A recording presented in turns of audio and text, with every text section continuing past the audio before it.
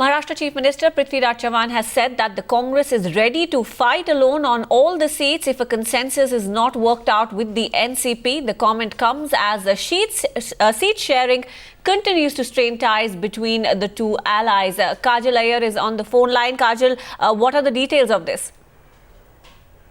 Well, yesterday the NCP, one of the first talks with the Congress between the Congress and the NCP seemed to have been inconclusive, and the NCP leaders, especially Praful Patel, came out and said that they want nothing less than 144 seats in the coming assembly elections. In fact, the NCP has gone so far as to issue an official statement this afternoon saying that they want 144 seats or it's a no deal. Now, this has put the Congress in a spot.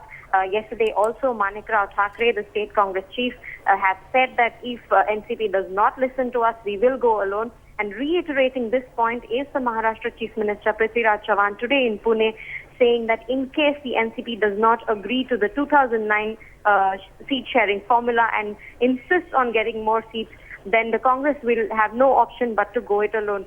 Clearly, there is a rift between the allies, and even in the run-up to the Lok Sabha elections, and even after that, the NCP has been trying to distance itself from the Congress and the various scams that have been that the Congress has been named for. Yes. The NCP, when we spoke to them, the leaders were also of the view that a lot of things, when it came to publicity and marketing of the parties, were done wrong by the Congress in the run-up to the polls. Right. So the NCP also seems very confident about going it alone, which is why they have probably asked the Congress for more seats.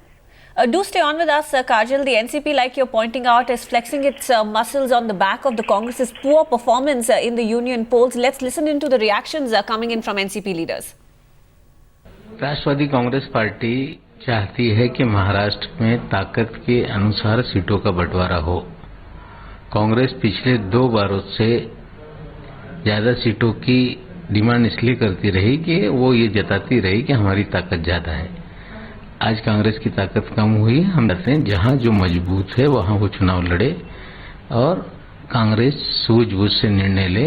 इसमें ही आने वाले दिनों में दोनों पार्टियों की भलाई होगी। जीत करने से नुकसान हो सकता है। अभी राज्य स्तर पर लोग बातचीत कर रहे हैं, दोनों पार्टी के नेता, और उसके बाद किसी निष्कर्ष पर पहुंचेंगे। ये जरूर है कि हमारे जो पार्टी के नेता हैं महाराष्ट्र के, उनकी ये भावना है कि जब पिछली बार विधानसभा के सीट का आवंटन हुआ था तो उसका आधार लोकसभा के चुनाव में जो दोनों पार्टियों को जो सीट मिली थी उसी को माना गया था। तो उसी अनुसार इस बार भी जो कि हमारे परफॉर्मेंस से कांग्रेस से बेहतर रहे हैं, इसलिए हम लोग ये चाहते हैं कि इस बार सीटों का बंटवारा उसी ढंग से हो।